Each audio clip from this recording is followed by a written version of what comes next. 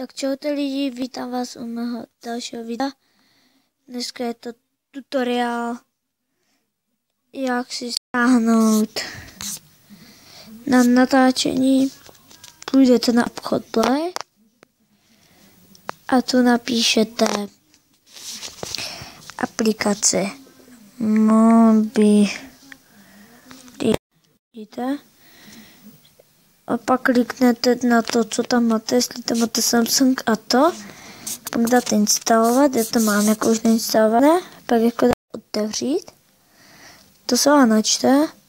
A tady budete mít. A přes co to můžete natáčet a tak. A pak kliknete na to já už natáčím. A pak to tam uděláte tak. A to by bylo pro dnešek vše tutoriál. A uvidíme se příštího dalšího tutoriálu nebo u videa o Minecraftu. Tak čau.